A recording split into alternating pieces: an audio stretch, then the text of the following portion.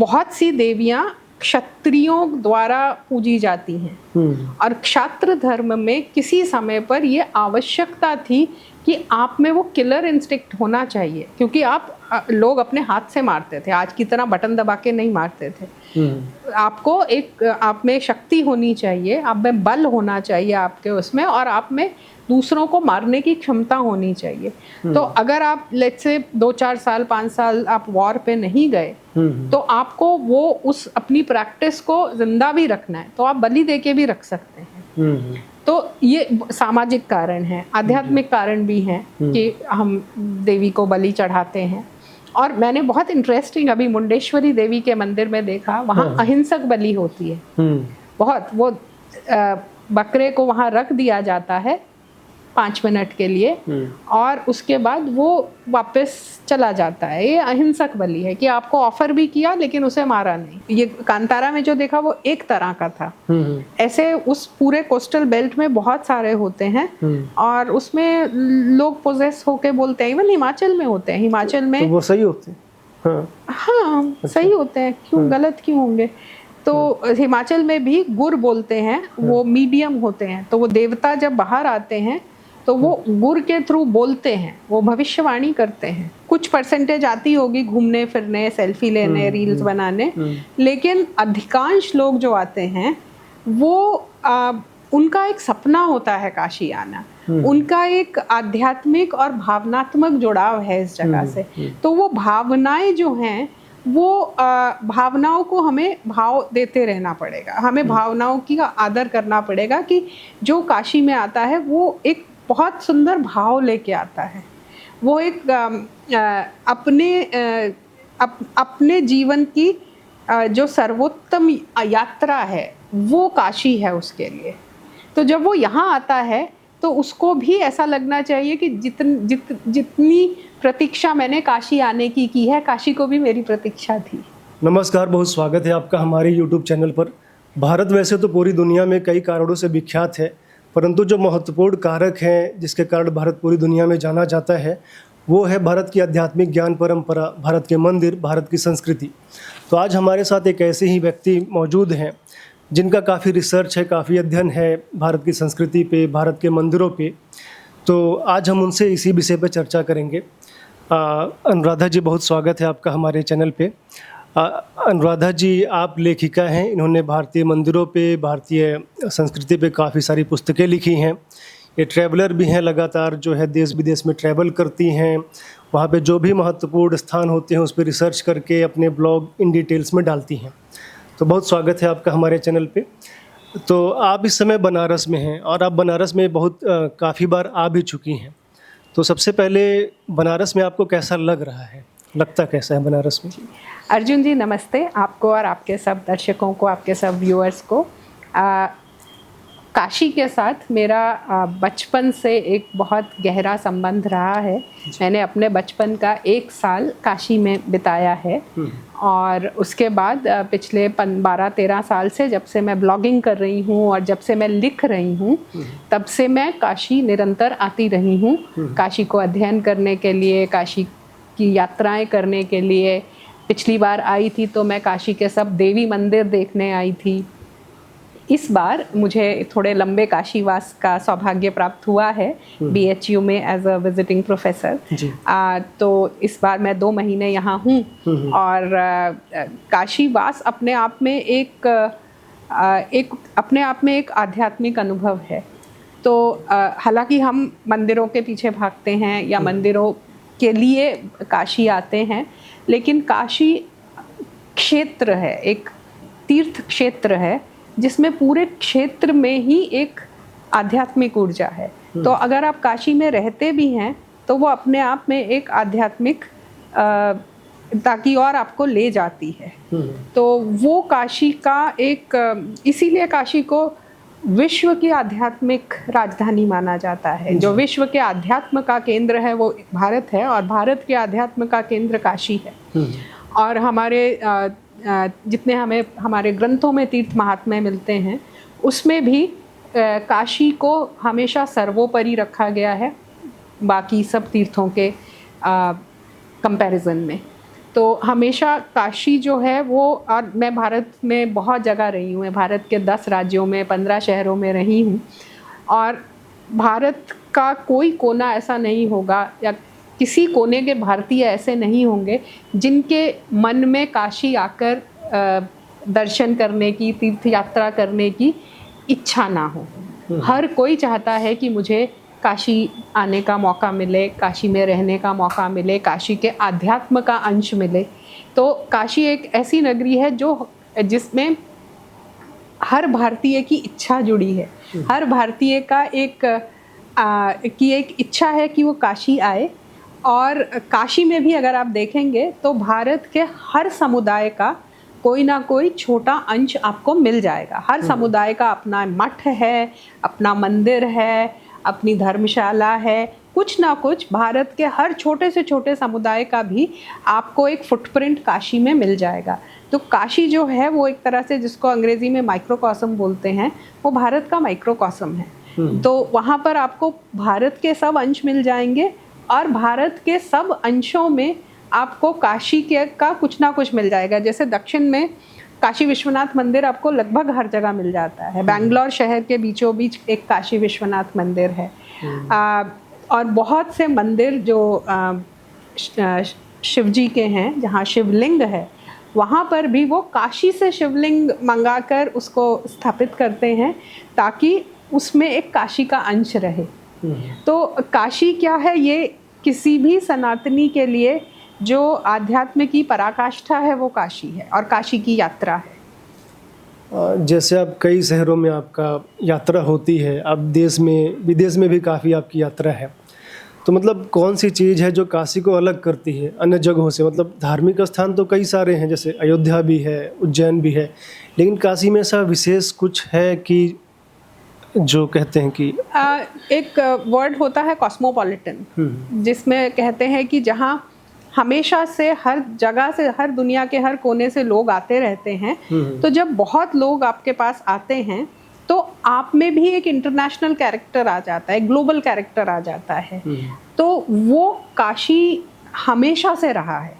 हमेशा से काशी में यात्री आते रहे हैं, दुनिया भर से आते रहे हैं। भारत से नहीं, भारत से तो आते ही हैं, लेकिन भारत के बाहर के भी यात्रियों के वृतांत हमें यात्रा वृतांत हमें पढ़ने को मिलते हैं। तो जहाँ पर एक ग्लोबल एक्सचेंज होता है, अब आप देखेंगे यहाँ बुद्धिज़्म भी है, जैनिज़्म भी है, सिखिज़्म के भी आपको कुछ फुटप्रिंट्स मिल जाएंगे। तो ये हर जगह से, हर जगह से आपके पास एक हवा आ रही है, तो आपके पास एक बहुत बहुत पोटेंट एनर्जी जिसको कहते हैं वो बन जाती है। तो वो काशी को, दूसरा काशी लगभग जो प्राचीन उत्तर पथ और दक्षिण पथ थे, ये हमारे 2 मेजर ट्रेड रूट्स थे। उत्तर पथ जिसे बाद में जीटी रोड, शेरशाह सूरी मार्ग कहा गया, लेकिन वो प्राचीन उत्तर पथ है जिसका वर्णन हमें एटलीस्ट चाणक्य के अर्थशास्त्र में तो मिलता है, लेकिन उससे पहले भी इवन महाभारत में भी उत्तर पथ का वर्णन मिलता है, जो शायद कहीं नॉर्थ वेस्ट ऑफ अखंड भारत से लेकर ढाका तक, म्यांमार तक वो रोड जाती थी, जिसे आज भी हम national highway I think number 1 या नंबर 2 हो गया है। तो वो आज भी हमारी लगभग अमृतसर से लेकर कलकत्ता तक जाती है। तो ये एक उत्तर पथ था जो बहुत प्राचीन मार्ग है, और दूसरा था दक्षिण पथ जो पटना से, पाटलिपुत्र से लेकर पैठन तक, प्रतिष्ठानपुर तक जाता था। तो इनका जो इंटरसेक्शन पॉइंट था वो लगभग काशी में पड़ता था, विच मीन्स कि ट्रेडर्स, और जब ट्रेड होता है या व्यापार होता है तो व्यापार global, India was always a global business hub. तो दुनिया भर के व्यापारी यहाँ आते थे, इसीलिए यहाँ उद्योग भी हैं। यहाँ सिल्क का इतना बड़ा उद्योग है, जबकि यहाँ सिल्क बनता नहीं है, ठीक है, सिर्फ बुना जाता है, लेकिन सिल्क का इतना बड़ा उद्योग इतने प्राचीन काल से है। हमें काशी के वस्त्र का वर्णन बुद्ध के समय तक अब लेखों में मिलता है, लेकिन उससे पहले भी काशी में कपड़ा बनता था और उसकी उत्कृष्टता के लिए वो जाना जाता था। तो ये उद्योग भी इसलिए हुए क्योंकि व्यापारी आते थे, कोई तो कहीं से सिल्क लेके आता था जिसको कि यहाँ के कारीगर बुनते थे। ऐसे ही जैसे मैं कल ही पढ़ रही थी कि काशी में 30 से ज़्यादा GI टैग्ड प्रोडक्ट्स हैं। ठीक है, तो GI टैग का मतलब ऐसी चीज़ें जो सिर्फ काशी में बनती हैं, जिनको अब आप काशी के नाम से ही बेच सकते हैं, जिसमें आपके वुडन टॉयज़ हैं, जिसमें आपके स्टोन कार्विंग्स हैं, जिसमें आपका पान है, आपकी तिरंगा बर्फ़ी है, आपके जौनपुर की इमरती है, और ऐसी बहुत सारी चीज़ें हैं। आपके ग्लास बीड्स हैं। आई थिंक बहुत लोगों को नहीं पता, शायद बनारस में भी बहुत लोगों को नहीं पता कि विश्व की सबसे बड़ी ग्लास बीड फैक्ट्री बनारस में है। ओके, सो यहाँ पर कला के नाम पे बहुत कुछ है। हाथ का जो काम होता है, हैंडीक्राफ्ट जिसे बोलते हैं, वो बहुत सारे हैं। और जब ये चीज़ें हैं तो उनके साथ व्यापार भी है। फिर ये ज्ञान की नगरी तो है ही, ज्ञान की नगरी हमेशा से रही है और मेरा मानना है कि हमेशा रहेगी। तो ज्ञान के लिए लोग आते थे, पढ़ने के लिए लोग आते थे। किसी ज़माने में यहाँ गुरुकुल हुआ करते थे, आज बनारस हिंदू यूनिवर्सिटी है, या बहुत से गुरुकुल भी चल रहे हैं। तो ये यहाँ पर लोग ज्ञान के लिए भी आते थे, व्यापार के लिए भी आते थे, आध्यात्म के लिए भी आते थे। और फिर जो हमारे पुराणों में जो कथाएं लिखी हैं काशी की, वो तो है ही गंगा है, उत्तर वाहिनी गंगा है, जो एक अपने आप में नेचुरल फिनोमिना है कि एक नदी जो साउथ ईस्ट डायरेक्शन में दक्षिण पूर्व में जा रही है, वो चलते चलते उत्तर की ओर बहने लगती है, उत्तर वाहिनी है। तो वो एक अपने आप में एक नेचुरल फिनोमिना है। फिर घाट जब भी बने, अलग अलग समय पे अलग अलग घाट बने, वो विश्व के सबसे सुंदर रिवर फ्रंट्स में हैं। अब वहाँ पर जो एक्टिविटीज़ होती हैं वो अपने आप में प्रचलित हैं, चाहे वो आरती हो गई, चाहे वो लीलाएं हो गई, चाहे वो छठ हो गया, चाहे वो म्यूज़िकल फेस्टिवल, पोइट्री फेस्टिवल, भजन कीर्तन, या घाटों की अपनी एक दुनिया है। तो ये सब चीज़ें मिलके, मुझे नहीं लगता ऐसा कोई और नगर है और जो इतना प्राचीन भी हो, जैसे कहते हैं कि ये विश्व का प्राचीनतम लिविंग सिटी है। तो ये सब चीज़ें मुझे नहीं लगता विश्व के किसी भी और नगर में हैं। ये सब चीज़ें मिल के काशी को विशिष्ट बनाती हैं। अच्छा, आप काशी कई बार आई हैं, मतलब BHU में भी आप कह रही हैं कि जब छोटे थे तब भी आए हैं, और उसके बाद भी ट्रैवल के उसमें कई बार आई हैं। तो कुछ लोगों का यह भी कहना है कि काशी बदल रही है, उसकी जो आध्यात्मिक पहचान है वो गुम हो रही है। तो आपको भी ऐसा लगता है, कुछ बाजारीकरण हो रहा है, ऐसा कुछ कहीं कहीं पर? अच्छा, तो ऐसा नहीं है कि आध्यात्मिकता खो गई है, हाँ। बट कहीं कहीं पर ऐसा लगता है कि हम जहाँ पर बहुत मॉडर्नाइजेशन करने की कोशिश कर रहे हैं, वहाँ कहीं कहीं आध्यात्म को हम पीछे रखकर सिस्टम्स, प्रोसेसेस, प्रोटोकॉल्स ले आते हैं, जिसको अडेप्ट होने में थोड़ा टाइम लगेगा। जिसमें से अच्छा हो कि अगर हम उसकी आध्यात्मिकता को ना छुएं और हम ये समझें कि काशी जो भी आता है, स्पेशली जो सनातनी आते हैं, वो एक बहुत गहरा भाव लेके आते हैं, बहुत एक इमोशनल कनेक्ट है उनका काशी से। वो कुछ परसेंटेज आती होगी घूमने फिरने, सेल्फी लेने, रील्स बनाने, लेकिन अधिकांश लोग जो आते हैं वो उनका एक सपना होता है काशी आना। उनका एक आध्यात्मिक और भावनात्मक जुड़ाव है इस जगह से। तो वो भावनाएं जो हैं, वो भावनाओं को हमें भाव देते रहना पड़ेगा, हमें भावनाओं की आदर करना पड़ेगा कि जो काशी में आता है वो एक बहुत सुंदर भाव लेके आता है। वो एक अपने जीवन की जो सर्वोत्तम यात्रा है वो काशी है उसके लिए। तो जब वो यहाँ आता है तो उसको भी ऐसा लगना चाहिए कि जितनी प्रतीक्षा मैंने काशी आने की है, काशी को भी मेरी प्रतीक्षा थी। तो जैसे मतलब बाजार बन रहा है, घाटों पे होटल्स बन रहे हैं, तो ऐसा मतलब जैसे हो रहा है कि क्या काशी जो है एकदम मार्केट ड्रिवन हो गया है पूरा? तो वैसा नहीं होना चाहिए, जो पुरानी पहचान है बना के रखनी चाहिए। मुझे लगता है कि एक संतुलन चाहिए। ठीक है, जो काशी के लोग हैं उनको निर्वाह करने के लिए कुछ तो व्यापार चाहिए, और जो आता है उसमें भी जो लोग अफोर्ड कर सकते हैं उनको लग्जरी चाहिए। इसके लिए मैं बोलूँगी कि हमें ना एक संतुलन चाहिए जी। आध्यात्मिक पिलग्रिमेज में भी एक इकोनॉमिक एंगल रहता है, लेकिन वो इकोनॉमिक एंगल हावी नहीं हो जाना चाहिए। जैसे कि एक बार मुझे कोई सज्जन मिले, उन्होंने कहा कि काशी विश्वनाथ पहले 4 करोड़ कमाता था, अब 100 करोड़ कमाता है। तो मुझे लगता है कि मंदिरों की वैल्यू वो कितना कमाता है इससे नहीं होती, और होनी भी नहीं चाहिए। और जब आप टारगेट दे देंगे तो फिर वो वही होगा कि आम नागरिक को पीछे पुश करके जो पेइंग विजिटर्स हैं उनको बढ़ावा दिया जाएगा, जो मंदिर में नहीं होना चाहिए। मंदिर एक ऐसा स्थान है जहाँ राजा और रंक सब बराबर होने चाहिए। ये प्रथा शायद दक्षिण में तिरुपति मंदिर से शुरू हुई थी कि आप पैसे देकर आगे जा सकते हैं। मैं मानती हूँ कि कोई वृद्ध हैं, कोई किसी तरह के बीमार हैं जिनको मदद चाहिए, उनको आप एक प्रेफर्ड ट्रीटमेंट दे सकते हैं, लेकिन एक आम नागरिक मंदिर में सब बराबर होने चाहिए, ऐसा मेरा मानना है। और ये जो हमने वीआईपी टिकट्स और टिकटिंग का सिस्टम, और ये यहाँ के लिए नहीं, ये पूरे भारत भर के लिए है, मैं इसमें विश्वास नहीं रखती। मुझे लगता है कि हम बचपन में जब मंदिर जाते थे तो हमें पता था कि मंदिर में सब बराबर हैं, चाहे कोई भिखारी हो, चाहे कोई राजा हो, सब भगवान के सामने झुकने जाते हैं, भगवान के सामने नतमस्तक होने जाते हैं। तो वो उस पे मैं आइडियोलॉजिकली आई डोंट अग्री कि मंदिर में पैसे दे के आप जा सकते हैं। ठीक है, आप पूजा का पैसा लगा सकते हैं, स्टैंडर्ड रेट लगा सकते हैं ताकि कोई किसी को ठगे नहीं और कम ज़्यादा ना हो, लेकिन मात्र दर्शन के लिए आप टिकट लगाते हैं, वो थोड़ा मुझे ठीक नहीं लगता।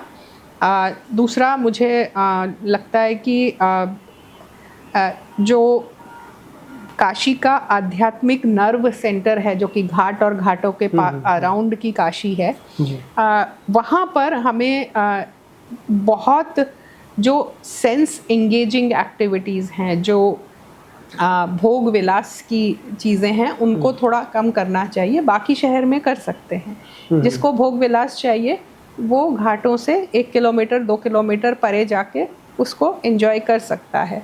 लेकिन जहाँ पर लाखों करोड़ों लोगों की आस्था है, वहीं पर, और मुझे याद है कि मैं लास्ट बार जब आई थी तो मैंने वहाँ पर नॉनवेज भी बिकता हुआ देखा 1-2 बड़े होटल्स में। अच्छा। ठीक है, तो जिससे मैं बहुत आहत हुई थी, और मैंने बहुत बार ट्वीट भी किया था कि काशी में घाटों पर ही क्यों आपको नॉनवेज बेचना है, जहाँ इतने लोगों की आस्था जुड़ी है। आप अंदर चले जाइए 100-200 मीटर 500 मीटर तो आपको मिलता है। तो मुझे लगता है कि इतनी सेंसिटिविटी उन भक्तों के लिए, उन डिवोटीज़ के लिए जो इतनी श्रद्धा और आस्था के साथ काशी आते हैं, ये उनका सम्मान, देवताओं का सम्मान तो है ही, लेकिन जो भक्त भी आते हैं उनको भी इतना सम्मान तो हमें देना चाहिए कि उनकी कोई भावना आहत ना हो। वहाँ पर एक बेसिक जो स्पिरिचुअल एनवायरनमेंट है उसको हम मेंटेन करें तो ज़्यादा अच्छा होगा। आपका पूरे विश्व में भ्रमण है, भारत में और विदेश में भी है, तो आप जब किसी भी मंदिर जाती हैं तो वहाँ की ऊर्जा का भी आप आत्मसात करने का प्रयास करती हैं। जी। तो बनारस में आपने कौन सा मंदिर लगता है कि ऊर्जा वाइज बहुत ही पावरफुल मंदिर है बनारस में? जैसे मैंने कहा कि काशी एक क्षेत्र है, ठीक है, और यहाँ मंदिर एक दूसरे से ऐसे सटे हुए हैं कि किस मंदिर की क्या ऊर्जा है कहना मुश्किल है। जैसे दुर्गा कुंड में दुर्गा जी बहुत पावरफुल मंदिर है। अगर आप, और ये इस बात पर भी निर्भर करता है कि आप किस देवी देवता को मानते, अपने इष्ट के ऊपर डिपेंड करता है। तो अगर मैं देवी से कनेक्ट करती हूँ तो मुझे उन मंदिरों का स्पंदन ज़्यादा एहसास होता है उसका। तो ये बहुत सारी चीज़ों पे निर्भर करता है। जैसे मैंने बोला, काशी अपने आप में एक सिद्ध क्षेत्र है, पूरा का पूरा काशी, और स्पेशली वो जो ओरिजिनल काशी जिसको बोल सकते हैं, जो घाटों के अराउंड या मध्यमेश्वर के अराउंड है, जो काशी मंडल है, पंचक्रोशी के अंदर जो आता है, तो वो पूरा का पूरा काशी मंडल ही है।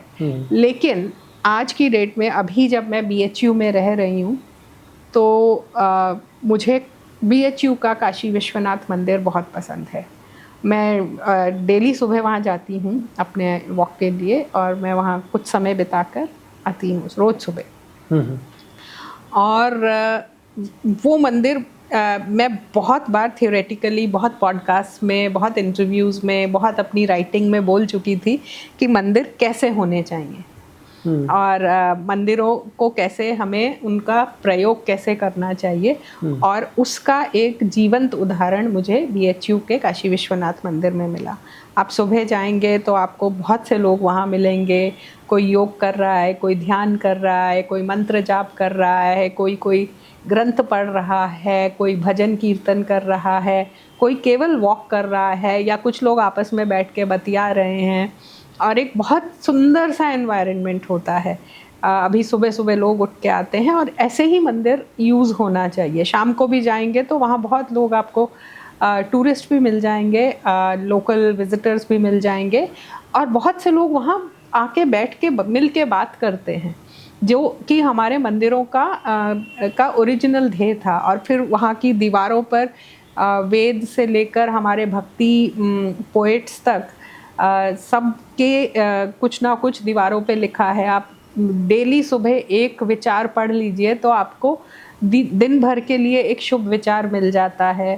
पेंटिंग्स हैं वहाँ पर, हर इतने सारे 4, 5, 6, 7, 8, 9 मंदिर हैं विद इन दैट टेम्पल।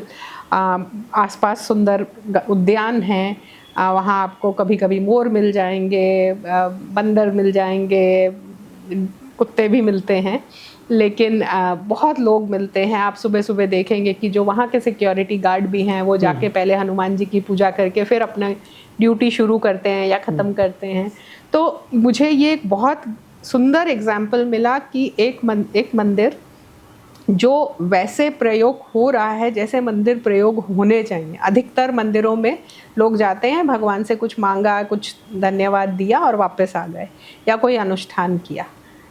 यहाँ पर लोग एक डेली रूटीन की तरह आते हैं। तो ये एक बहुत अच्छा एग्जाम्पल है, और इनफैक्ट मैं कभी इस पे लिखूंगी कि this can be a model for how temples should be. तो ये जो BHU का काशी विश्वनाथ मंदिर है, तो वहाँ पे तो लोग रूटीन की तरह जा रहे हैं, लेकिन क्या ऊर्जा वाइज वो वहाँ पे स्पंदन है? जैसे जी, तो स्पंदन कैसे बनता है? स्पंदन बनता है जब बहुत लोग वहाँ पर पूजा करते हैं। ठीक है, कोई भी नया मंदिर होता है, और ये बहुत पुराना भी नहीं है लेकिन बहुत नया भी नहीं है, करीब 100 साल पुराना मंदिर है, तो उसमें वो 100 साल की ऊर्जा है। लेकिन जब जैसे जैसे लोग आएंगे वहाँ पूजा होगी, अनुष्ठान होंगे, तो वैसे वैसे उसकी ऊर्जा बढ़ती जाएगी। अब उसकी ऊर्जा और काशी विश्वनाथ की ऊर्जा को हम कंपेयर नहीं कर सकते, क्योंकि वो हज़ारों साल से है, और या एटलीस्ट अहिल्याबाई होलकर के समय से तो है ही। इसी तरह जो और प्राचीन मंदिर हैं, जैसे आपका गौरी केदारेश्वर हो गया, या ओमकारेश्वर की तो खैर हालत काफ़ी ख़राब है, लेकिन जो और पुराने मंदिर हैं, अन्नपूर्णा मंदिर है, संकट मोचन है, तो इन मंदिरों में अब आप जाएंगे तुलसी मानस, तो अब वो नया मंदिर है, वो तो बहुत ही नया मंदिर है, तो उसमें आपको वो ऊर्जा में अंतर नजर आ जाएगा। तो मंदिरों की ऊर्जा बनती है कंटिन्यूसली भक्ति से, कंटिन्यूस पूजा से, कंटिन्यूस एक फ्लो ऑफ भाव से। जब आपका भाव होता है तो जैसे जैसे वो बढ़ता जाता है, तो किसी भी नए मंदिर में आपको ऊर्जा की कमी लगेगी। तो वो ऊर्जा धीरे धीरे हमें अपनी भक्ति से ही बढ़ानी होगी। तो पूरे भारत में कौन सा मंदिर आपको लगता है कि बहुत ही ऊर्जावान है, जहाँ पे सभी को जाना चाहिए? तो कोई भी मंदिर जिसमें बहुत लंबे समय से पूजा हो रही है, उसकी ऊर्जा बहुत स्ट्रांग होती है। और भारत में, उत्तर भारत में ऐसे मंदिर बहुत कम मिलते हैं, क्योंकि यहाँ इन्वेशंस हुई और मंदिर टूटे या भंग हुए एटलीस्ट।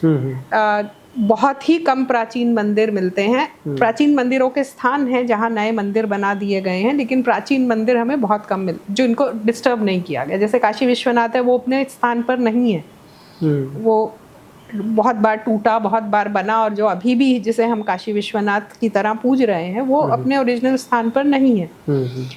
तो ऐसे मंदिर नहीं, तो ऐसे मंदिर हमें दक्षिण में काफ़ी मिलते हैं।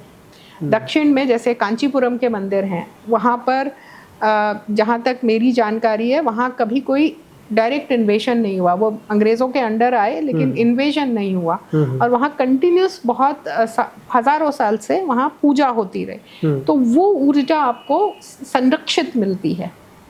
तो दक्षिण में हमें ऐसे बहुत सारे मंदिर मिलते हैं। नॉर्थ के मोस्टली मंदिरों में छेड़खानी हुई है, तो इसलिए उनकी ऊर्जा भी डिस्टर्ब्ड है। एक मिनट चेक करो ये है कि नहीं हो रहा। ठीक है, हो तो रहा है।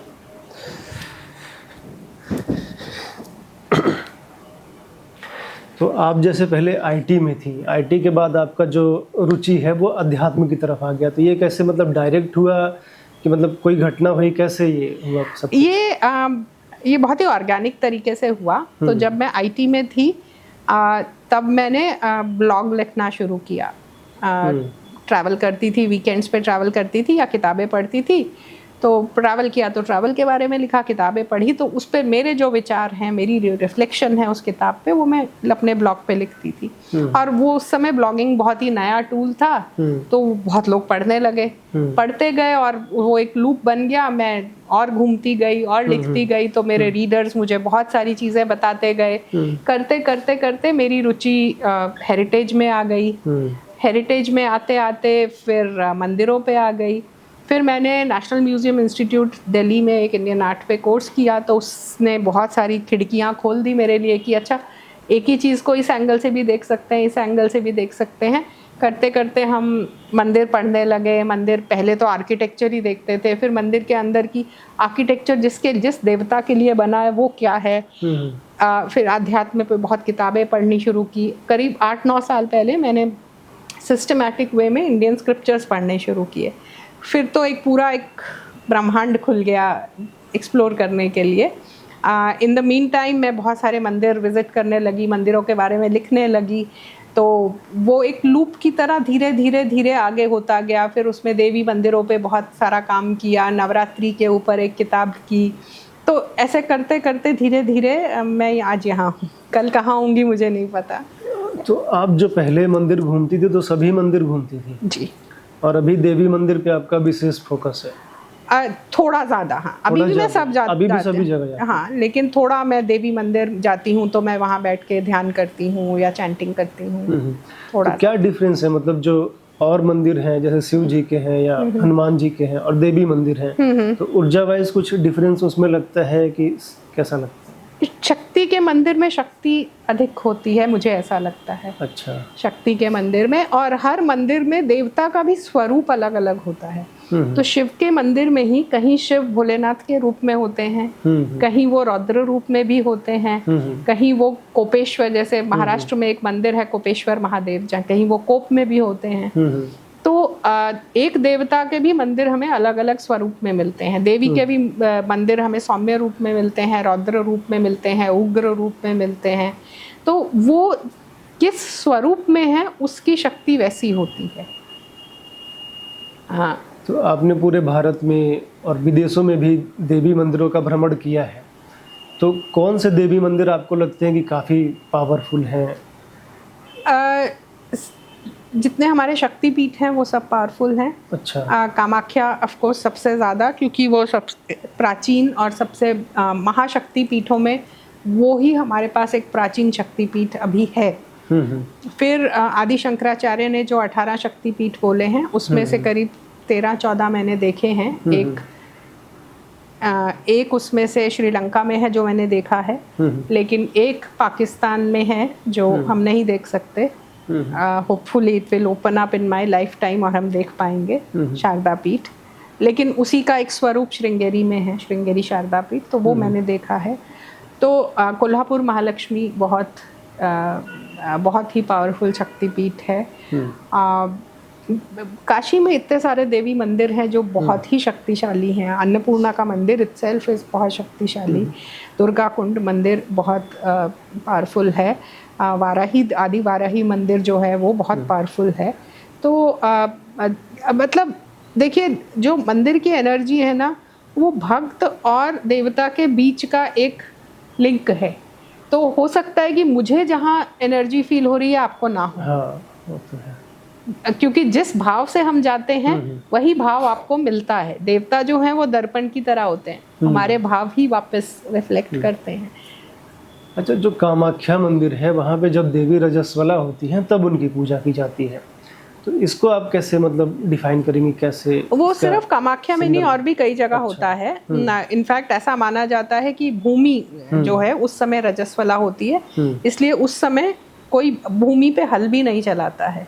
तो जैसे हम पारंपरिक रूप में जब स्त्रियां रजस्वला होती हैं तो उन्हें बोला जाता है कि आप विश्राम कीजिए, आप उनको कोई छेड़खानी नहीं करता है, उनको विश्राम करने के लिए छोड़ दिया जाता है। उसी तरह देवी को भी छोड़ दिया जाता है। वो साल में एक बार रजस्वला होती हैं, महिलाएं मास में एक बार रजस्वला होती हैं। तो वो एक और रजस्वला होने का मतलब ये है कि आप में क्रिएशन की शक्ति, आप में सृष्टि रचने की शक्ति है। जब तक आप रजस्वला हैं तब तक आप में एक सृजनात्मकता है, आप एक कुछ नई सृष्टि रच सकते हैं। तो जो कामाख्या है वो योनि पीठ है, इसलिए वहाँ पर ये फेस्टिवल होता है। वहाँ देवी की, सती देवी की योनि गिरी थी। अधिकतर देवी मंदिरों में देखते हैं कि बलि प्रथा होती है, तो उस पे बलि प्रथा पे क्या विचार है आपके? अधिकतर में नहीं होती। अच्छा। लेकिन कुछ में होती है। और ये उनकी प्रथा है। और मुझे ऐसा लगता है जिसकी जो प्रथा हो हमें उसका सम्मान करना चाहिए। हर रिचुअल, हर ट्रेडिशन को हम एक स्ट्रोक से नहीं माप सकते। हम ये नहीं कह सकते कि जैसे मैं स्वयं I am a pure vegetarian, शुद्ध शाकाहारी हूँ जन्म से, मतलब मेरे परिवार में नहीं खाया जाता। तो जस्ट बिकॉज मैं वेजिटेरियन हूँ पूरे विश्व को वेजिटेरियन हो जाना चाहिए, ऐसा नहीं है। जो लोग, जिन लोगों की परंपरा में हैं, और अभी मैंने पीछे ही एक पॉडकास्ट में बोला था कि बहुत सी देवियाँ क्षत्रियों द्वारा पूजी जाती हैं, और क्षात्र धर्म में किसी समय पर ये आवश्यकता थी कि आप में वो किलर इंस्टिंक्ट होना चाहिए, क्योंकि लोग अपने हाथ से मारते थे, आज की तरह बटन दबा के नहीं मारते थे। आपको आप में शक्ति होनी चाहिए, आप में बल होना चाहिए आपके उसमें, और आप में दूसरों को मारने की क्षमता होनी चाहिए। तो अगर आप लेट्स से 2-4 साल 5 साल आप वॉर पे नहीं गए तो आपको वो उस अपनी प्रैक्टिस को जिंदा भी रखना है, तो आप बलि दे के भी रख सकते हैं। तो ये सामाजिक कारण है, आध्यात्मिक कारण भी हैं कि हम देवी को बलि चढ़ाते हैं। और मैंने बहुत इंटरेस्टिंग अभी मुंडेश्वरी देवी के मंदिर में देखा, वहाँ अहिंसक बलि होती है। बहुत, वो बकरे को वहाँ रख दिया जाता है 5 मिनट के लिए, और उसके बाद वो वापस चला जाता है। ये अहिंसक बलि है कि आपको ऑफर भी किया लेकिन उसे मारा नहीं। ऐसा बोलते हैं कि बकरा बेहोश हो जाता है कुछ क्षण के लिए, कुछ क्षण ऐसा आपने भी देखा? मैंने देखा नहीं, लेकिन मैंने वीडियोस देखे। तो वो तो हमारे यहाँ पे भी कुछ नर्व्स रहती हैं जिसको आप प्रेस कर देते हैं तो आप 10-20 सेकंड के लिए अचेत हो जाते हैं। तो शायद वो ऐसा करते हो या वो नेचुरली उस जगह पे ऐसा होता है, लेकिन वो अहिंसक बलि है। वहाँ उन्होंने लिख के रखा है, मैंने पंडितों से भी बात की तो उन्होंने बोला वो कुछ सेकंड के लिए अचेत होता है, लेकिन वो 5 मिनट में उठ के चला जाता है।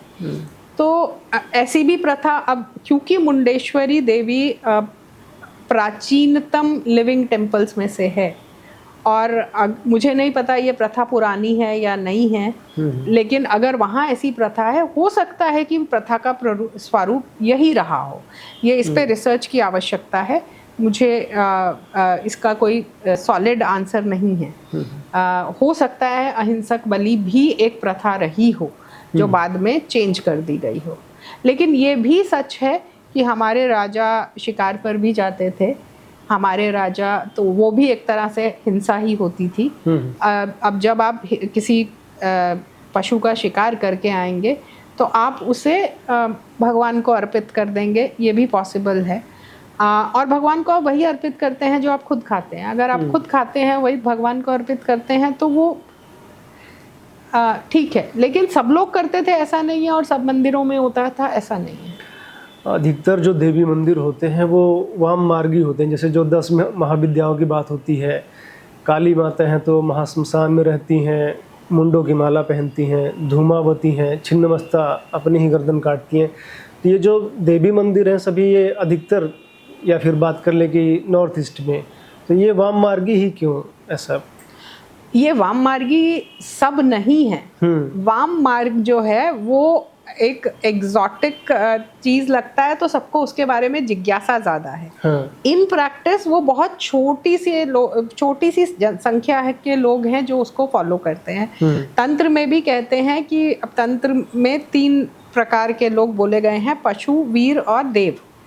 तो हम लोग अधिकतर लोग पशु की कैटेगरी में आते हैं। जो लोग वीर होते हैं सिर्फ उनके लिए, और उनमें भी कुछ बहुत सारी कंडीशंस हैं, सिर्फ वो लोग वाम मार्ग को फॉलो कर सकते हैं। आप और मैं, एक नॉर्मल इंसान वाम मार्ग को फॉलो नहीं कर सकता।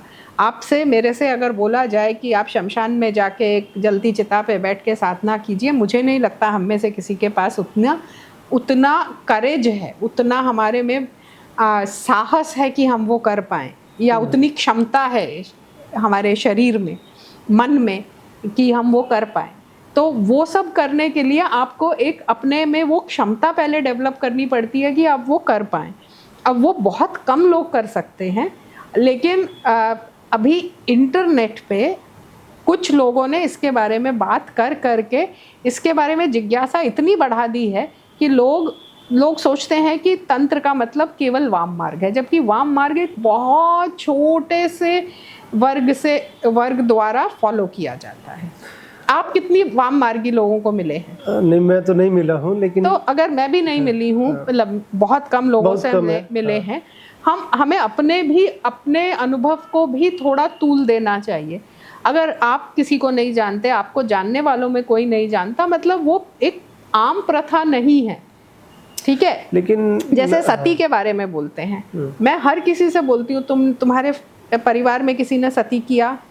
किसी ने भी किया, तुमने दूर दूर तक पता हो, मुझे आज तक किसी ने नहीं बोला हाँ, ठीक है। तो आपको थोड़ा अपना अनुभव और अपना ये भी देखना पड़ेगा। जस्ट बिकॉज कोई किसी शॉर्ट रील से चिल्ला के बोल रहा है अरे भारत में सती प्रथा होती है, आप पूछिए भाई, मेरे आसपास तो नहीं देखा, मैंने तो अपनी दादी नानी किसी से ना देखा ना सुना, ठीक है।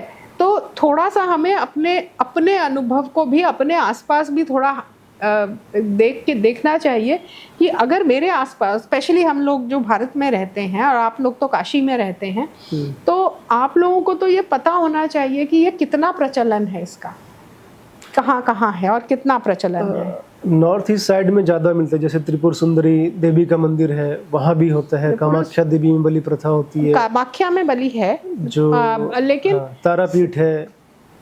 मैं बोल रही हूँ सब जगह नहीं होती। मैं आपको ऐसी जगह भी बताती हूँ जहाँ मैं कश्मीर में गई थी, वहाँ होती है, वहाँ अधिकतर देवियों को चढ़ता है। दक्षिण में बहुत देवियों को चढ़ता है। अच्छा। बहुत। तो ये नॉर्थ ईस्ट की चीज नहीं है। North East has been highlighted by media. South में भी बलि प्रथा है वैसे ही, देवी के लिए होती है। अच्छा, आपको क्या लगता है ये जो शाक्त संप्रदाय है, जैसे एक शैव संप्रदाय हो गया, एक वैष्णव संप्रदाय हो गया, तो ये शाक्त संप्रदाय ओरिजिन कब हुआ? मतलब पहले से है या रिएक्शन में आया इन दोनों संप्रदायों के रिएक्शन में? ऐसा नहीं, शाक्त संप्रदाय सबसे प्राचीन संप्रदाय है, क्योंकि अगर हम सिंधु सरस्वती घाटी के जो अवशेष हमें मिले हैं उसको देखते हैं, तो उसमें मातृकाओं की मूर्तियां हमें तब से मिलती हैं। और मातृ पूजा और एक स्त्री की प्रजनन शक्ति की पूजा पूरे विश्व में पाई जाती है। जितनी विश्व की प्राचीन सभ्यताएं थी उसमें शक्ति की पूजा पाई जाती है। तो ये प्राचीनतम उसमें है। लेकिन जो बहुत सारे आर्ट हिस्टोरियंस हैं वो केवल और केवल स्थापत्य और स्कल्पचर्स के बेस पे बात करते हैं, प्रैक्टिस के बेस पर नहीं। तो वो सिर्फ अगर आप उस हिसाब से देखेंगे तो फिर हम में सबको बुद्ध होना चाहिए, क्योंकि बुद्ध की प्रतिमाएं सबसे ज़्यादा मिलती हैं। लेकिन हम जानते हैं कि भारत में बुद्धिज़्म मोर और लेस नहीं है। भारत से जहाँ जहाँ गया वहाँ बहुत है, लेकिन भारत में बहुत ज़्यादा नहीं है। अभी फिर से वापस आ रहा है, दैट्स अ डिफरेंट थिंग। तो शक्ति की पूजा या स्त्री की पूजा वो प्राचीनतम प्रथाओं में से एक है। और ये हमें ऋग्वेद में भी मिलती है। ऋग्वेद में हमें श्री सूक्त मिलता है, भूमि सूक्त मिलता है, वाक सूक्त मिलता है, जो सब देवी के ऊपर हैं। फिर देवी के अपने पूरे ग्रंथ हैं, जैसे देवी भागवत पुराण है, कालिका पुराण है, मार्कंडेय पुराण में देवी महात्म्य मिलता है, ब्रह्मांड पुराण में पूरा ललितोपाख्यान मिलता है। तो उपनिषदों में केन उपनिषद में हमें उमा हेमवती देवी का वर्णन मिलता है। तो और रामायण में और महाभारत में शक्ति की पूजा दिखाई गई है। वॉर से पहले, युद्ध से पहले हमेशा देवी की पूजा होती है। शादी विवाह से पहले हमेशा देवी की पूजा होती है। आपको याद होगा कि श्री राम एंड जानकी जी सबसे पहले गौरी के मंदिर में मिलते हैं। कृष्ण जी ने रुक्मिणी का हरण दुर्गा के मंदिर से किया था। ठीक है, तो हमें ये वर्णन दोनों कथाओं में मिलते हैं। तो ये हमेशा से हैं, लेकिन somehow पिछले कुछ सालों में हमें ऐसा लगा कि नहीं है। लेकिन जब हमने अध्ययन करना शुरू किया तो पता चला ये उतना ही उसी तरह पीछे है जैसे हमारे देश में स्त्रियां पीछे रहती हैं, घर में पीछे रहती हैं, लेकिन वो हैं हमेशा, चलती उनकी है, लेकिन वो पीछे रहती है। जैसे काली देवी की पूजा क्षत्रिय करते थे युद्ध में जाने से पहले, लेकिन मूवीज़ में यह भी दिखाया जाता है कि जो समाज से बहिष्कृत लोग हैं, जैसे चोर हैं, डकैत हैं, वो भी कुछ डकैती करने से पहले काली देवी की पूजा करते थे। ऐसा मूवीज़ में दिखाया जाता है। और दूसरी बात, जो काली देवी हैं उनको देखिए तो लगता है कि मतलब वो समाज के विरोध में, जैसे अधिकतर देवता हम देखते हैं कि सुशील सुंदर दिखाए जाते हैं, इन काली देवी के बाल बिखरे हुए रहेंगे, नरमुंडों की माला। और दूसरी तरफ शिव जी का देखिए तो उनका भी देवता भी उनको मानते हैं, दानव भी मानते हैं। तो क्या उन्हीं का इक्विवेलेंट है जैसे शिव जी का जो वो रूप? देखिए देवी महात्म्य में दुर्गा सप्तशती में देवी की स्तुतियों में कहा गया है अति सौम्य अति रौद्र। तो वो अति सौम्य भी हैं, सबसे सुंदर, सबसे सुकोमल, सबसे इतनी सुंदर की सुंदरता की डेफिनेशन वहां से आती है, वो भी देवी हैं। अति रौद्र, सबसे भयानक, वो भी वही हैं। और एवरीथिंग इन बिटवीन भी वही है। ये जो जगत है ये सर्व देवीमय, ये देवी की प्रोजेक्शन है, माया है। माया क्या है? देवी, महामाया। तो ये जितनी वैरायटी हम दुनिया में देख रहे हैं वो सब देवी का स्वरूप है। आप, मैं, सब कुछ यहाँ पर सब देवी का स्वरूप है। तो देवी सबसे सुंदर, सबसे सुकोमल भी है, और उनके वो रूप हमें मिलते हैं ललिता त्रिपुर सुंदरी में, हमें लक्ष्मी में, सरस्वती में, और वो रौद्र भी हैं, वो दुर्गा भी हैं, वो चंडी भी हैं, वो काली भी हैं। तो वो देवी और ये आपको स्त्रियों में भी दिखेगा, विश्व भर की स्त्रियों में, कि हम जैसी परिस्थिति होती है वैसा रूप ले लेते हैं। जनरली हम सौम्य रूप में रहते हैं, लेकिन जब आवश्यकता पड़ती है हम रौद्र रूप ले लेते हैं। उसी तरह देवी भी जब आवश्यकता पड़ती है, जब किसी असुर का वध करना होता है तो वो रौद्र रूप ले लेती हैं। जब दुर्गा सप्तशती में हमें महिषासुर मर्दिनी का वर्णन मिलता है तो वो बहुत सुंदर स्त्री है, लेकिन वो उसको मतलब जो सबसे रौद्र और सबसे भयानक असुर है उसको मारने के लिए वो रौद्र रूप लेते। प्रोपेगेंडा भी एक चलता है इसी महिषासुर को लेके। क्या? ये जो दुर्गा देवी हैं और महिषासुर का जो वध करती हैं, तो जेएनयू वगैरह में जो वामपंथी हैं एक प्रोपेगेंडा भी चलाते हैं कि वो तो देवी पहले उनके पास गई थी, धोखे से मारा था उनको, सुंदरता में मोहित करके। इस तरह की बातें, काफी असभ्य बातें वो लोग कहते हैं। मतलब ऐसा कोई वर्जन? देखिए, अपना अपना देखने का एंगल है। ये महिषासुर नहीं, शुंभ निशुंभ के वध में देवी उनको मोहित करती हैं, चंड और मुंड को। और वो चंड और मुंड शुंभ निशुंभ को जाके कहते हैं कि इतनी सुंदर स्त्री है, ये तो आपके महल में होनी चाहिए, आपकी पटरानी होनी चाहिए। तो ये मोहित वो करती हैं उन्हें, ताकि वो आके उनके साथ युद्ध करें और वो युद्ध में मारे। क्योंकि बिना युद्ध किए तो आप मार नहीं सकते किसी को जाके, जब तक किसी ने कुछ किया नहीं है। तो वो देवी उन्हें मोहित करती हैं ताकि वो उनसे आके युद्ध करें, और युद्ध करेंगी तो वो उनका वध कर पाएंगी। तो ये इतना तो सही है, ठीक है। लेकिन उसके बाद इन चीज़ों को आप कैसे एक्स्ट्रापोलेट करते हैं वो आपकी इंटेंट पे डिपेंड करता है कि आप क्या चाहते हैं। करने को तो कोई किसी भी चीज़ को उलट पुलट के कुछ भी कर सकता है, लेकिन जिन्होंने ये टेक्स्ट पढ़े हैं, सही कॉन्टेक्स्ट में पढ़े हैं, उनको समझ आएगा कि देवी क्या है। अच्छा, आजकल के पॉपुलर जो मेमोरी है उसमें हम लोग जो देखते हैं कि हमारे जो भगवान हैं, जो देवी देवता है, तो हम देखते हैं कि भगवान विष्णु शेषनाग की सैया पर लेटे हुए हैं, माता लक्ष्मी उनके पैर दबा रही हैं। रामायण में देखते हैं कि राम जी हैं, सीता जी को जब रावण अपहरण कर लेता है तो वो एक असहाय के रूप में देवी वहाँ दिखती हैं। लेकिन जो ये शाक्त संप्रदाय है उसमें देखते हैं कि जो काली देवी हैं वो शिव जी के ऊपर खड़ी हुई हैं। तो इस पे क्या आपका थॉट प्रोसेस है? कैसे काली जो है वो काल है, समय है, एंड शी रिप्रेजेंट्स द काल रात्रि, प्रलय का समय। जब एक युग खत्म हो गया और दूसरा युग अभी शुरू नहीं हुआ है, उसके बीच का समय जो होता है प्रलय काल, वो काल रात्रि होती है। उस समय शिव और शक्ति अलग होते हैं, तो शिव शक्ति के बिना शिव शव है। तो वो जो डिपिक्शन है वो ये दिखाता है कि शक्ति जब शिव से अलग हुई तो शिव शव हो गए। इतना ही है। मुझे मतलब जो आजकल जो उसका लोग निकाल सकते हैं इंटरप्रिटेशन, कि जैसे विष्णु जी के पैर लक्ष्मी जी दबा रही हैं तो एक पुरुषवादी सोच उसमें हो सकता है, फिर उसके रिएक्शन में ये देखिए हम देवी देवताओं को पुरुष और स्त्री अपने रूप में देखते हैं, लेकिन वो इस gender the way we know humans में उससे बहुत ऊपर है।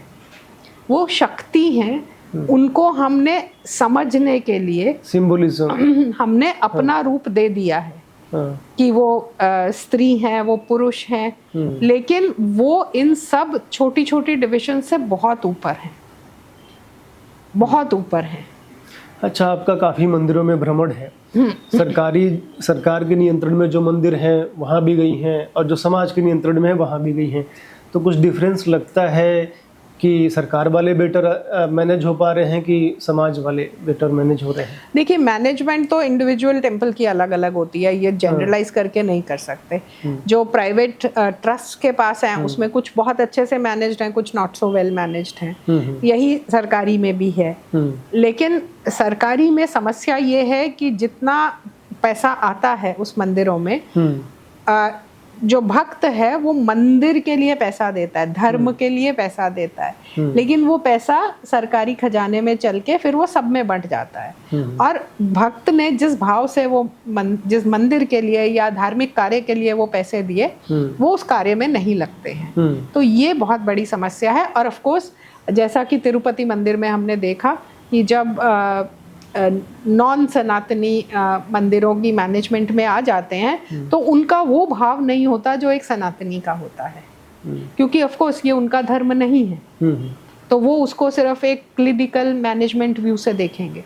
तो ये 2-3 समस्याएं आती हैं, इसलिए हमें मंदिरों का कंट्रोल हमारे पास चाहिए। तो एनर्जी वाइज भी कोई फर्क पड़ता है, जो समाज की नियंत्रित मंदिर है और जो सरकार के नियंत्रित? नहीं, उसमें फर्क पड़ता है कि कंटिन्यूस पूजा हो रही है या नहीं। इस पे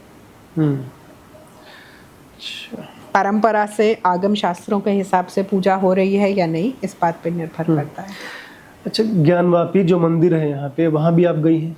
ज्ञानवापी तो नहीं जा सकते, नहीं, मैं वहाँ नहीं गई। नहीं, बाहर से देखा है आपने? हाँ, वो जो विश्वनाथ कॉरिडोर से दिखता है उतना दिखा है। तो उस पे जो ASI की रिपोर्ट आई है उसको आपने देखा है अभी? मैंने डिटेल में नहीं पढ़ा है। अच्छा, तो जो बाहर से जो ज्ञानवापी मंदिर का जो ढांचा दिखता है, जो एक दीवार दिखती है, और आप बता रही थी कि आपका आर्ट पे, आर्किटेक्चर पे भी स्टडी है, तो कहा जा सकता है कि वो मंदिर है कैसे? इसमें कहे जाने की कोई बात ही नहीं है। Everybody knows it's a temple. किसी ने ये कहा ही नहीं है कि ये मंदिर नहीं है। ये तो डॉक्यूमेंटेड फैक्ट है कि वो मंदिर है। और आर्ट, आर्किटेक्चर, स्कल्पचर, उससे भी पता चलता है, बट हिस्टोरिकली भी ये डॉक्यूमेंटेड है कि वो आप बताइए किस मस्जिद का नाम ज्ञानवापी होगा? नाम से ही आपको नहीं पता चलता क्या कि किस संप्रदाय का हो सकता है। तब इतना समय क्यों लग रहा है सरकारों को, न्यायालय को? ये तो प्रश्न न्यायालय के लिए है, मेरे लिए नहीं। मेरा बस चले तो ये आज सॉल्व हो जाना चाहिए, लेकिन राम मंदिर को इतना समय लगा, इसको भी लगेगा, तो वो हमारे न्याय प्रक्रिया का फेलियर है कि इतना टाइम लग रहा है। ये प्रश्न मैं नहीं इसका उत्तर साउथ के मंदिरों में और नॉर्थ के मंदिरों में कोई डिफरेंस आपको दिखता है? वहाँ पर आगम शास्त्र बहुत माइन्यूटली फॉलो किए जाते हैं। आगम शास्त्र क्या होते हैं? जो ये बताते हैं कि मंदिर में पूजा पद्धति कैसी होगी, कि किसी भी देवता की सुबह कितने षोडशोपचार होंगे, या 64 उपचार होंगे, या ये होगा, या दिन में कितनी आरतियाँ होंगी, श्रृंगार होंगे, उत्सव होंगे। ये वो बहुत डिटेल में और बहुत सुंदर तरीके से करते हैं दक्षिण में। जैसा आगम शास्त्र में लिखा है उसके अकॉर्डिंग करते हैं। नॉर्थ में थोड़ा भक्ति भाव ज़्यादा है। नॉर्थ में वो कर्म कांड उतना नहीं करते, लेकिन भक्ति भाव थोड़ा मुझे ऐसा लगता है कि भक्ति भाव ज़्यादा है, जबकि वहाँ पर कर्म कांड और डिसिप्लिन और टू द पॉइंट जो चीज़ें हैं वो बहुत ज़्यादा हैं। वहाँ गर्भगृह में कोई नहीं घुस सकता, यहाँ गर्भगृह में सब लोग चले जाते हैं। एनर्जी वाइज भी फर्क पड़ता है उधर?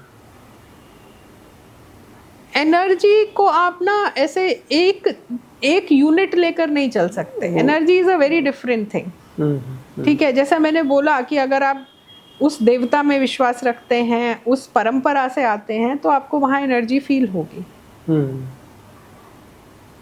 आपके पूर्वजों ने वहाँ पूजा की है, आपका कोई पारिवारिक संबंध है मंदिर से, तो आपको एनर्जी ज़्यादा फील होगी। जैसे आप अपने कुल देवता के मंदिर में जाते हैं तो दूसरों को शायद कुछ ना लगे, आपको बहुत कुछ लगेगा, क्योंकि आपके पूर्वजों ने पूजा की है और उनका डीएनए आपने इनहेरिट किया है।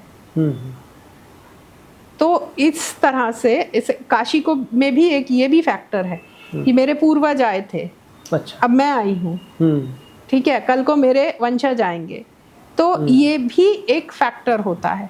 तो ये एनर्जी एक कोई मतलब ऐसा नहीं है कि कोई इंस्ट्रूमेंट लेके आप एनर्जी नापते रहेंगे। हैं इंस्ट्रूमेंट्स, वो भी आप नाप सकते हैं, लेकिन क्योंकि वो आपकी एनर्जी से भी डिपेंड करता है कि आप क्या एनर्जी लेके जा रहे हैं। बहुत से लोग घूमने आते हैं काशी में, जूते भी नहीं उतारते मंदिर जाने से पहले, और उनको कुछ भी फील नहीं होता है। ऐसे हमें तो कुछ नहीं फील हुआ, वो भी सच है, क्योंकि वो उस भाव से आए ही नहीं। जाकी रही भावना जैसी, प्रभु मुहूर्त देखी तिन तैसी। अच्छा, भारतीय संस्कृति पे, भारतीय मंदिरों पे आप कुछ बुक्स रिकमेंड कर सकती हैं हमारे दर्शकों को जो पढ़नी चाहिए अपनी संस्कृति के समझ के लिए? आप आनंद कुमार स्वामी की किताबें पढ़ सकते हैं। इन्होंने भारतीय इस पे कल्चर पे बहुत लिखा है। वीएस अग्रवाल, वासुदेव शरण अग्रवाल काशी के ही हैं, उनकी किताबें पढ़ सकते हैं। आप मेरी किताब है लोटस इन द स्टोन, जिसको मैंने भारत कैसे आस्था से जुड़ा है उसके बारे में मैंने लिखा है, बेस्ड ऑन माय ट्रैवल्स, वो पढ़ सकते हैं। और फिर ओरिजिनल शास्त्र पढ़िए, रामायण पढ़िए, महाभारत पढ़िए। एक क्वेश्चन रह गया था, आपने बोला कि दक्षिण भारत में मंदिरों में आगम शास्त्र बहुत ही फॉलो किया जाता है स्ट्रिक्टली, तो अभी वहाँ पे बात चल रही है कि जो वहाँ पे पूजा पाठ होता है, अभी संस्कृत में हो रहा था, तो तमिल भाषा में करने की बात हो रही है, तो क्या वो रह पाएगा? मतलब वो सुटेबल है कि वो उसका? देखिए, जितने जैसे मैं शक्तिपीठ में जाती हूँ बहुत, तो यूजुअली जो लोकल लैंग्वेज है वो यूज़ की जाती है।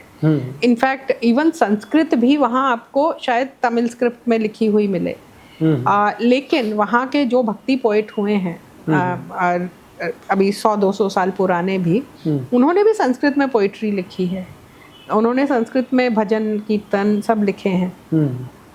तो Sanskrit is a language which they know, they have been singing, they have been performing. So मुझे नहीं लगता कि उसमें बहुत कुछ अंतर आने वाला है, बट हाँ, बहुत से स्थल महात्म्य, स्थल पुराण जो हैं वो हमें पूरे भारत में लोकल लैंग्वेज में मिलते हैं। जैसे काशी में भी बहुत से जो स्थल पुराण हैं वो हिंदी में ही मिलेंगे, आपको किसी और भाषा में नहीं मिलेंगे। तो अगर तमिल में होता है तो तमिल भी अपनी भाषा। तो मूवीज आप कौन सी रिकमेंड करेंगे अपने मंदिर के लिए? मूवीज? हाँ मूवीज, वैसे तो विरोध में बनते हैं लेकिन कुछ तो होंगे जो। मुझे नहीं पता कोई ऐसी कोई भी फिल्म जो हमारी संस्कृति की तरफ हमें ढकेलती हो। सच्चाई दिखाने के लिए केरला फाइल्स जैसी फिल्में जब हैं। भी कांतारा आई थी, कांतारा बोल सकते हैं, एक हमारा फोक जो कर्नाटक का, इनफैक्ट मैं कर्नाटक से ही आती हूँ, तो वहाँ का फोक है, तो या that is a good movie जो एक वहाँ के फोक कल्चर को दिखाता है, एक वहाँ की आस्था को दिखाता है। उसके सिवाय मुझे ध्यान नहीं आ रहा कोई फिल्म। केरला स्टोरी जो थी वो एक वो देखनी चाहिए, क्योंकि बहुत लोगों को नहीं लगता कि ऐसा होता है, जबकि ऐसा होता है। तो उसके सिवाय मुझे ध्यान नहीं आ रहा। मैं बहुत फिल्में नहीं देखती हूँ, लेकिन मुझे नहीं ध्यान आ रहा कि कोई ऐसी फिल्म हो जहाँ पर भारतीय कल्चर को बहुत अच्छे से दिखाया गया हो। कांतारा में जैसे जो मुख्य अभिनेता होते हैं उस पे देव आ जाते हैं जो, तो ऐसा आपने कभी अनुभव, मतलब कभी देखा है? जैसे देवी वगैरह काफी वो रियल है वहाँ पर थय्यम होता है नॉर्थ केरला में। मैंने एक पढ़ाई करके एक फेस्टिवल होता है, नाइट लॉन्ग फेस्टिवल होता है, और उसमें सच में लोगों में देवी आती है। एक वहाँ कलमेटुल, मैं शायद प्रोनाउंस ठीक नहीं, कलमेटुल बोलते हैं। एक और ऐसा देवी के फेस्टिवल्स होते हैं बहुत सारे। ये कांतारा में जो देखा वो एक तरह का था, ऐसे उस पूरे कोस्टल बेल्ट में बहुत सारे होते हैं, और उसमें लोग पोजेस होके बोलते हैं। इवन हिमाचल में होते हैं, हिमाचल में तो वो सही होते हैं। हाँ अच्छा। सही होते हैं, क्यों गलत क्यों होंगे? तो हिमाचल में भी गुर बोलते हैं, वो मीडियम होते हैं। तो वो देवता जब बाहर आते हैं तो वो गुर के थ्रू बोलते हैं, वो भविष्यवाणी करते हैं। हिमाचल में भी आज भी ये प्रथा है। मेरे हिसाब से उत्तराखंड में भी होगी, मेरे को एग्जैक्ट एग्जाम्पल नहीं याद आ रहा अभी। मेरी नवरात्रि की किताब में हमने हिमाचल के चैप्टर में इसको कवर किया है। केरला में नहीं कवर किया, लेकिन केरला में मैंने खुद देखा है। ये तो सब जगह है, यूपी में भी देखा है दुर्गा पूजा के दौरान कुछ महिलाओं पे इस तरह का जी समझ में आता है, दिखता है। जी जी, बहुत धन्यवाद आपका हमें समय देने के लिए। आप लोग जुड़े रहिए, देखते रहिए हमारे चैनल को। धन्यवाद।